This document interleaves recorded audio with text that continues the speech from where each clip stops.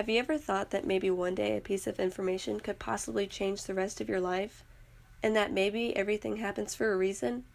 Well, that is exactly what happened to my family when I was 11 years old. This was the day I will never forget because I replay it like it just happened yesterday. I wouldn't be the way I am today without this event taking place in my life. This journey is a journey I am able to reflect on and finally be okay with. On August 11th of 2007, my life was flipped upside down. My sister and I sat in the car as my mom said, "Alrighty, girls, now I want you guys to close your eyes and hold out your hands." Whenever my mom told this, I knew there had to be some sort of surprise. As an 11-year-old, you would hope that would be some type of candy or toy if you were lucky. Well, for us, that was not the case. We opened our eyes to see that there was an ultrasound of our soon-to-be baby brother. We immediately looked at each other with wide eyes and screamed with pure joy, as I would be a big sister to not only one sibling, but two. The surprise was way better than any piece of candy or toy. When I went home that night, I had this really bad thought go through my head. Instantly, tears started to well up in my eyes. I remembered my mom asking, "Taylor, what's wrong?" I said, "I'm afraid that my brother is going to look like those one kids." My mom didn't understand what I was talking about and told me not to worry about it.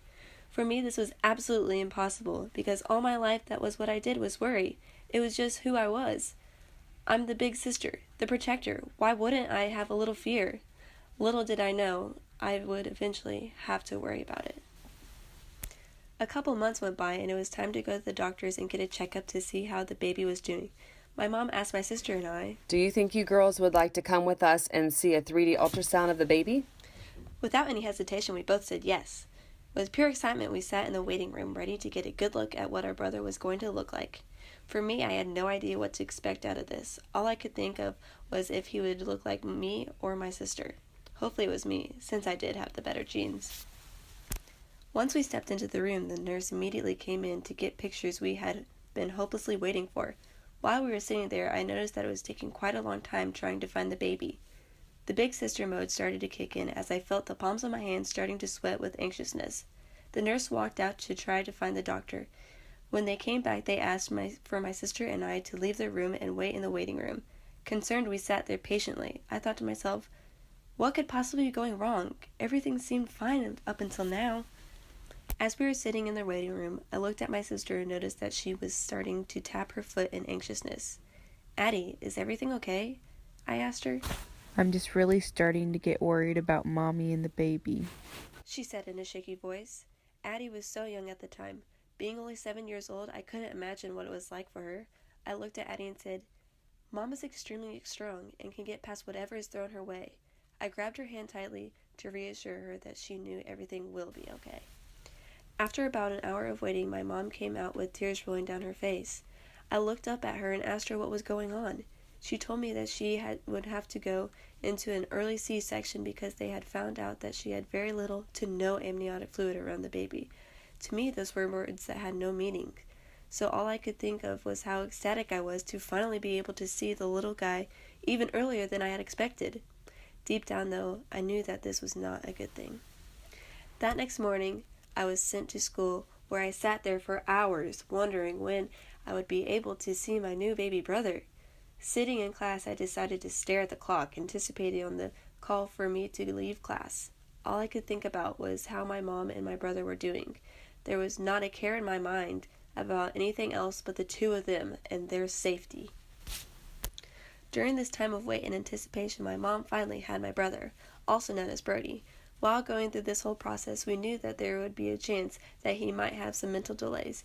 When my mom gave birth, the doctor immediately stated that he did not have Down syndrome. That was a major relief for all of the family. Not once did that pop back up into our minds after that. Unfortunately, while going through this process, he did have other problems. Being born premature, he only weighed 4 pounds, which is very unsafe for a baby. He also had enlarged ventricles on his brain. Lucky for him, they ended up growing back. He also had low white blood cell count, causing him to have a transfusion. Brody went through a lot, but never once did he stop fighting. Later on that day, we had gotten the results back from all the other tests that he had to get done, and for a fact, he did not have any mental disabilities. So we thought. For me, this was a major weight that was lifted off my shoulders. The doctors had realized later on that the labs had sent the wrong tests and were just now given the right ones. How is this even possible? My mom asked, screaming at the doctors. All the trouble and despair we had gone through was obviously not enough. After getting the test results back, we found out that Brody did have Down syndrome.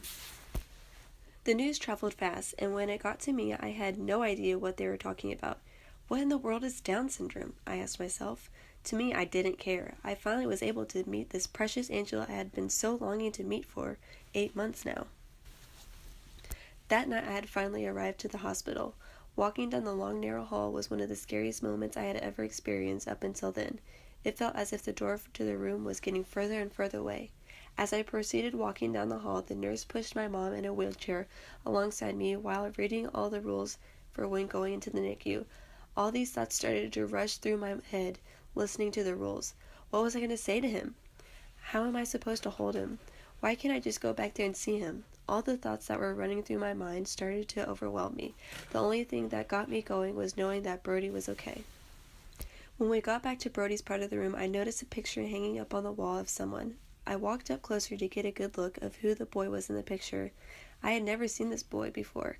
I got a good look and saw that he resembled the kids I tried to describe to my mom when I first found out that she was pregnant.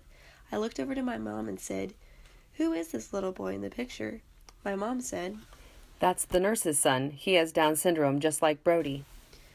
Instantly, my world had fallen apart. Tears started to rush down my face as I realized I had gotten what I had been begging God not to give me. Minutes later, my mom looked down at me and noticed how upset I was. She didn't understand why I was acting the way I was. Then she remembered that day I told her I didn't want Brody to look like the rest of those kids, also known as Down syndrome. She pulled me aside and took me towards my brother I had yet to see. I looked into the crib where wires were stranded all over this innocent little baby. He looked like such a fighter after all he had went through. How could I possibly be acting this way when Brody went through way more pain than I ever had? So scared to touch him, I looked at my mom and asked her if I could hold him. I sat down, shaking, afraid if I made one wrong move, I would break him. I looked at him, and then he opened his eyes. We looked straight into each other's eyes. Immediately, a bond had formed between a brother and a sister. Right then, all the pain I was feeling before had washed away. I was at ease with what God had put in my life. Like I wished for before, I got the baby brother I had always been wanting.